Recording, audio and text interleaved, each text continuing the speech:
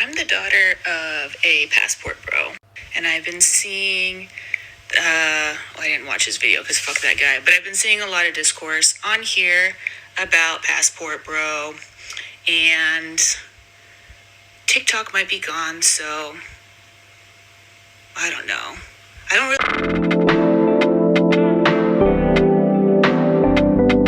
I've never really talked about this because it's embarrassing. But my dad passed last year, so it doesn't feel as wrong to talk about it. But my dad married my mom in the early 80s, and growing up, they always said, so my mom's Korean, so everyone assumed that they met through the military. But my parents always said it was through a pen pal service. And I also remember my dad telling me that he had been writing to 3 Asian women, a Korean woman, my mom, a Japanese woman, and a Chinese woman. Somehow my mom, I don't know, I can't remember why she was the one, but I did see like a letter he had written her. I just can't even imagine my mom like not even knowing English, like, I don't know. Anyways, and there was a magazine I remember where it had like my mom's ad in it.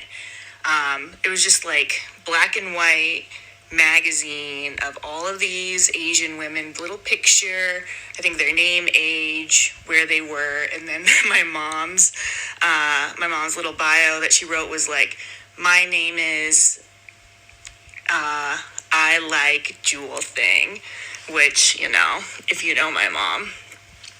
But overall, I guess I would just not recommend. They were not a good match. It was very difficult. Very difficult. Just watching my dad treat my mom like garbage all the time made me also think like my mom deserved to be treated like garbage. Also, you know, we'd go out into the world and I'd see everybody treat my mom like garbage. And then, of course, it made my mom, like, outrageously angry, rightfully so. So then, even more so, I felt like she deserved to be treated like garbage. All of it is just very messed up stuff. Just to be clear, my mom did not deserve to be treated like garbage. You can probably see in some of my past videos, we've come a very long way repairing our relationship. It is honestly a true miracle. She has shown me that really, like, anything is possible. I would have never guessed we would be here where we are today.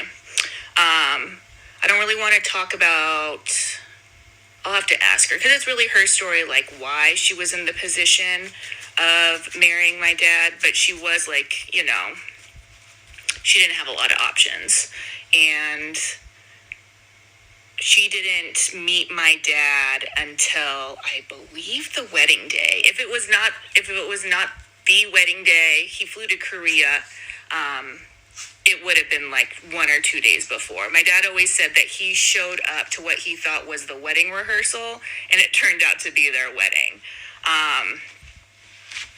Yeah, and just like hearing about my mom's like first reactions of just like seeing him. My dad was very tall. He was 6'7". My mom's like under 5 feet. I just really like feel so much for her. I don't know how I just like could never have survived what my mom survived, lived the life that my mom lived. It's honestly like, it's overwhelming to think about. What else do I have to say about this? What else do you want to know?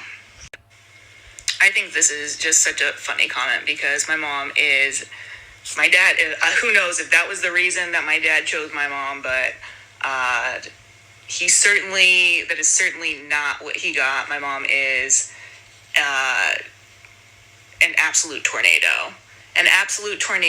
And I did follow up in another video that, like, I know my mom did not deserve to be treated like that.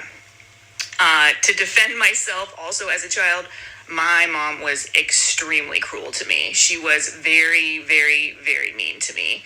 And through lots of therapy and like medication on both sides, we have come in an incredibly long way. I would have never imagined I would have a relationship like this with my mom. And I don't know, I have somebody on my side somewhere out there because one of the things that really helped our relationship is my mom said that she got a vision from God that where God showed her all of the terrible, mean, cruel things that she had ever done to me. And it was a shock to her. She was then able to like fully understand and see where I was coming from, which, I mean, like, what a blessing, right? The first thing I thought of reading this question was it really showed me that it was better to be white and it was better to be a boy. I mean, for obvious reasons, just seeing how differently the world treated my mom, my dad, what was expected of either of them. And it showed me like how much therefore I like really chased after, you know, white approval, men's approval for a really long time, like into my 20s. And then thank God, like, luckily I met right people, read the right things, saw the right stuff to realize, like, gross. Don't do that. Don't do that. I recently listened to the book Disorientation. I can't remember the author's name. I'll put it in the comments. But it was just such a perfect description of this character, you know, is working hard, striving, doing all the right things, you know, and then just one day realizing that everything that she's been chasing is, in fact, just white supremacy, and how her world crumbles and what happens because of that. I highly recommend it. It's a good book. Like, that's why I'm also wary about interracial relationships. Like, very wary. I can never really be fully functional in interracial relationships because identity is gone. Just imagine that in same sex relationships or same cultural relationships where your identity disappears. But on that note, it doesn't only disappear, it's you having to now move from that into another culture that one doesn't really like black people, two, his family one or another they are racist, three, you have to deal with the genetic trauma of those people. For me it's a lot. It's a lot. It's more to do with I can never love a white man. I don't think a white man would ever be an option for me, ever. I don't think he would ever be. I would never relate to. It's too much. I don't think a white man would ever be a possible option as the best. I don't want to lose myself like that. So I can deal with black men. I think black men for me are the best choice. I always love a black man. And I mean, my dad was a black man, so I don't think I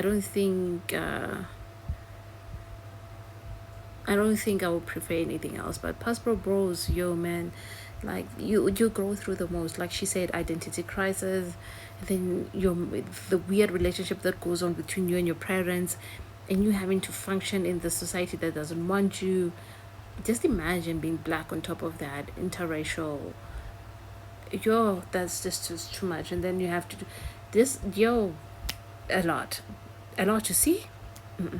And most of these people usually marry white, and they, like she said, she if you don't do the work, you just further engulf yourself in this thing. You just want to cleanse yourself of this whatever lineage that your parent have married into, basically.